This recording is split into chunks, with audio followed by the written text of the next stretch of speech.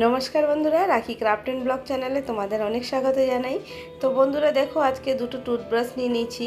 তো দেখো, টুথব্রাশ দিয়েও কিন্তু আমরা পাপোশ কিন্তু সুন্দর ডিজাইনে কিন্তু তৈরি করতে পারি।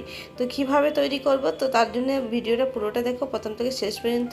তো আজকে টুথব্রাশ দিয়ে কিভাবে আমরা পাপোশ তৈরি করব সেটাই তোমাদের সাথে শেয়ার করব।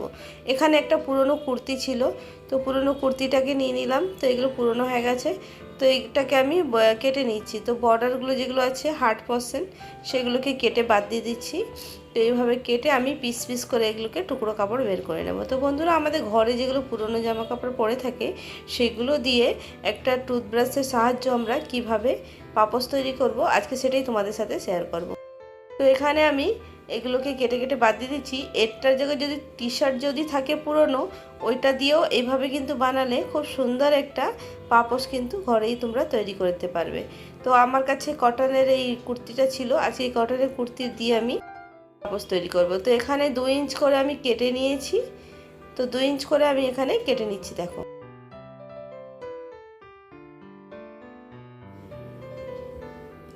এইভাবে করে সবগুলোকে কেটে নেব। তো বন্ধুরা, আমি এখানে 2 রকমের কালারে তৈরি করব, তোমরা চাইলে এক কালারও করে নিতে পারো। আর চাইলে তোমরা এখানে পুরনো ওড়না বা পুরনো শাড়ি বা পুরনো টি শার্ট যদি থাকে সেটা দিয়েও কিন্তু সুন্দর একটা পাপোশ কিন্তু তৈরি হবে। সবথেকে সুন্দর পাপোশ তৈরি হবে টি শার্টের কাপড় যদি থাকে, সেটা দিয়ে এই পদ্ধতিতে যদি তোমরা তৈরি করো, তো সুন্দর একটা পাপোশ কিন্তু ঘরেই তৈরি করে নিতে পারবে। তো আমার কাছে টি শার্ট ছিল না, পুরনো কুর্তি ছিল, আমি এটাকে কেটে বের করে নিলাম। 2 ইঞ্চ করে কাপড়ের টুকরো বের করে নিলাম। আবার এখানে একটা সাদা কাপড়ও বের করে নিলাম। আর একটা পুরনো চাদরের টুকরো বা কোনো টুকরো যদি থাকে সেটা নিয়ে নিতে হবে। এখানে একটা শক্ত টুকরো নিয়ে নিচ্ছি।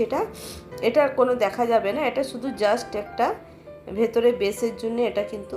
তারপরে এখানে একটা সেলো টেপ নিয়ে নিয়েছি। আর এই যে কাপড়ের যে টুকরোটা কেটেছিলাম, এই কাপড়ের টুকরোর সঙ্গে এটাকে ভালো করে আমি আটকিয়ে নেব। যেহেতু আমার ব্রাশে ছিদ্র নেই, ছিদ্র যদি থাকে তোমরা এখানে সেলাই করে নিতে পারো। আমার ব্রাশে ছিদ্র নেই বলে আমি এখানে এটাকে ভালো করে আটকিয়ে নিচ্ছি।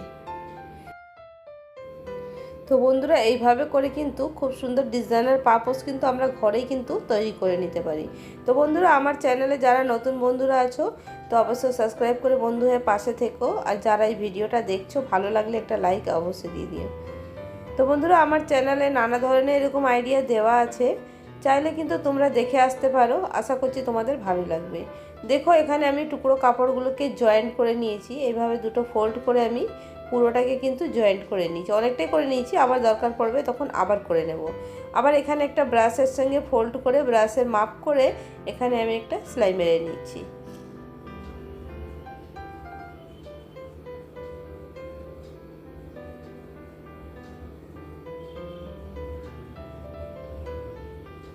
দেখো, আমি এখানে সেলাই মেরে নিয়েছি। এটা আরেকটা কাপড় নিয়ে নেব। 2 রকমের কাপড়ে আমি ডিজাইন করব, তো আরেকটা কাপড়ে এরকম সেলাই মেরে নেব।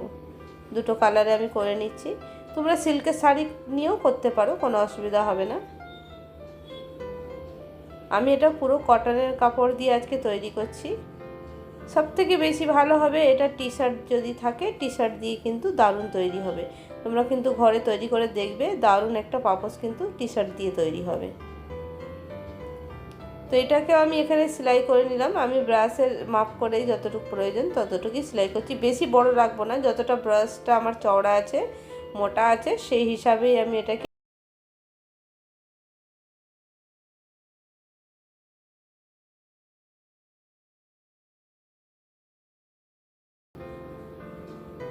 তো দেখো, আমার দুটো কাপড় এইভাবে করে সেলাই করা হয়ে গেছে।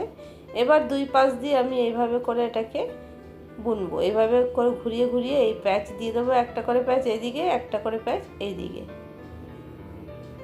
তো এইভাবে করব, করতে করতে পুরোটা এইভাবে তৈরি করব। একটা সুন্দর কিন্তু ডিজাইনার পাপোশ কিন্তু ঘরেই আমরা তৈরি করে নেব। এইভাবে করে পুরোটাকে কিন্তু কমপ্লিট করব।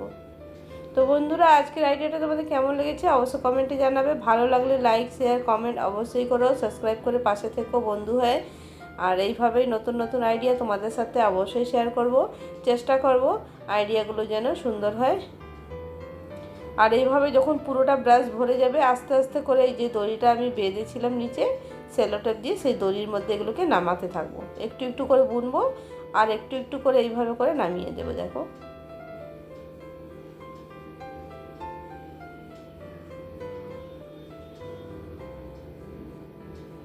এই দেখো এইভাবে তৈরি হচ্ছে।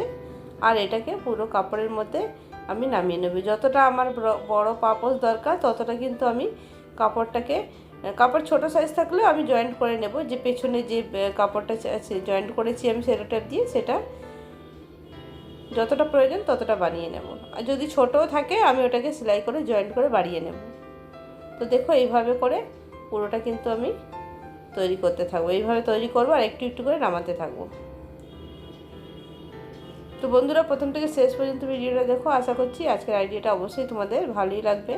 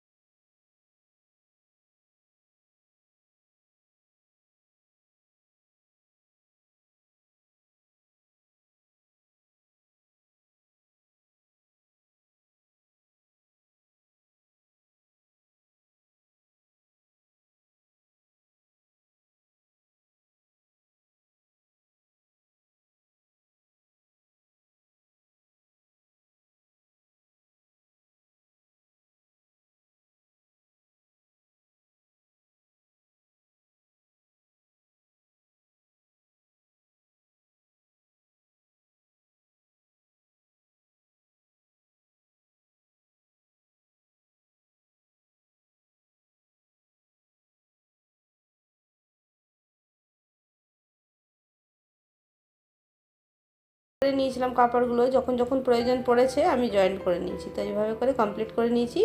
এবার আমি কি করব, সেলো টেপ যেখানে লাগিয়েছি সেটাকে আমি এবার কেটে বাদ দেব।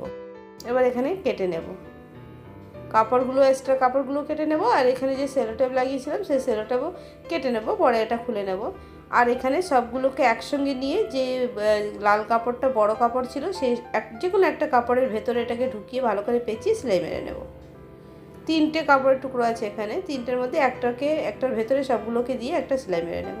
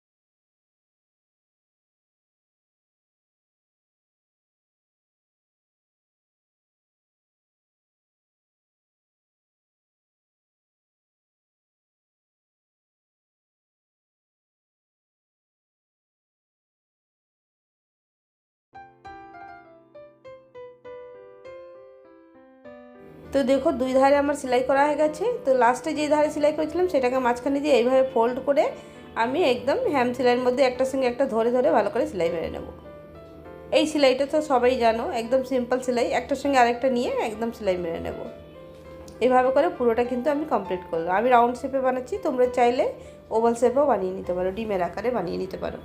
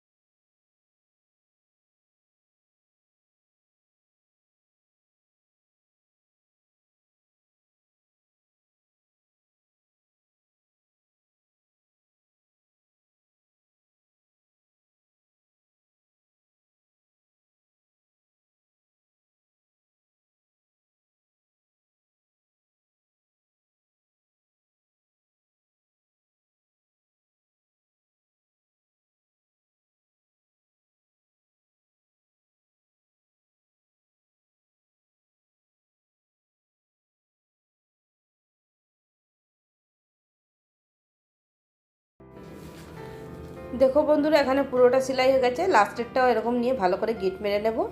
তো দেখো একটা সুন্দর ডিজাইনার কিন্তু পাপোশ কিন্তু আমরা ঘরে তৈরি করে ফেললাম। দেখতে কিন্তু অসাধারণ হয়েছে, দেখেছো কত সুন্দর একটা টুথব্রাশ দিয়ে আমরা কিন্তু পাপোশ তৈরি করেছি। তো আইডিয়াটা তোমাদের কেমন লেগেছে? ভালো লাগলে লাইক শেয়ার কমেন্ট অবশ্যই করো। আবার একটা নতুন আইডিয়া নিয়ে তোমাদের সাথে আবার দেখা হবে। আর সবাই ভালো থেকো, সুস্থ থেকো আর সাবধানে থেকো।